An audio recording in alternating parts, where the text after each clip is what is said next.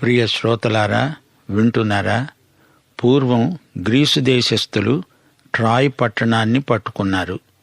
కాని ఆ పట్టణాన్ని పూర్తిగా వశపరుచుకోలేకపోయారు. అప్పుడు వారికి ఒక ఉపాయం తట్టింది. ఒక కొయ్య గుర్రాన్ని తయారు చేసి ఆ గుర్రం లోపల సైనికులు దాక్కున్నారు. దానిని పట్టణ ముఖద్వారం వద్ద ఉంచారు. శత్రువులు ఎవరూ బయటికి కనపడరు. ఆ కొయ్య గుర్రం ట్రాయ్ పట్టణం ద్వారం దగ్గరే ఉన్నది. ఆ పట్టణస్థులకు ఇదేదో వింత అనిపించింది. గ్రీసు దేశస్థులు పారిపోతున్నట్టే నటించారు. వీరు యుద్ధం అయిపోయిందనుకున్నారు. ట్రాయ్ పట్టణంలో నుండి జనం బయటికి వచ్చారు. కొయ్య గుర్రాన్ని చూచారు. అది చూడడానికి తమాషాగా ఉంది. దానిని పట్టణంలోనికి తీసుకువెళ్లారు.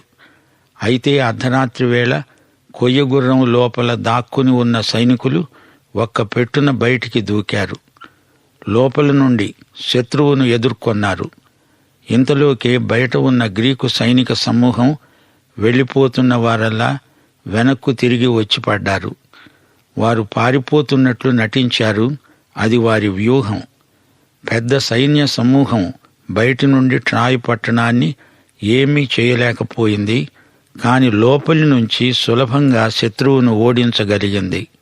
అలాగే సంఘం లోపలికి జొరబడిన కపట బోధకులు సంఘ సాక్ష్యాన్ని నాశనం చేస్తారు. బయటి నుండి దేవుని సంఘాన్ని ముట్టడించి ఎవరూ నిలువలేరు. పాతాళ లోకద్వారాలు సైతం సంఘము ఎదుట నిలువజాలవు. బయటి నుండి హింసలు వచ్చినప్పుడు సంఘం ఇంకా బలపడింది. గాని సంఘం లోపల ప్రవేశించిన ఈ కపట బోధకులు సంఘాన్ని బలహీనపరచగలరు.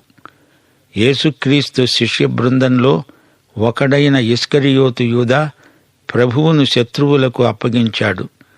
యేసు ప్రభువు శిష్యుడే లోపల నుండి ఆయనకు ద్రోహం తలపెట్టాడు. రోమా ప్రభుత్వానికి తన ప్రభువునే అప్పగించాడు. రోమీయులు తమ ప్రభువును పట్టుకొని సిలువ వేశారు. సోదరీ సోదరులారా, ఇది గుర్తించండి. ఈ రోజున సంఘం లోపలి నుండే బలహీనపడుతున్నది. కపట బోధకులు, అబద్ధ బోధలు అమాయకులైన విశ్వాసులను చెరపట్టి తీసుకుపోవటం మనం ఈ రోజున స్వయంగా చూస్తున్నాం. యూదాపత్రిక మనకిదే హెచ్చరిక చేస్తున్నది. సంఘాలు తప్పుడు సిద్ధాంతాలకు అమ్ముడుపోవడం ఈ రోజున మనం వింటున్న వార్త. తప్పిపోయిన వారు తిరిగి రావడం అరుదు. సంఘ చరిత్రలో దిద్దుబాటు ఉద్యమాలు ఎన్నో వచ్చాయి. కొంతకాలం ఇవి బాగా పనిచేశాయి. ఆ తరువాత చల్లారిపోయాయి. మన సిద్ధాంతమే కాదు, మన నైతిక ప్రమాణాలు కూడా ఉన్నతమై ఉండాలి.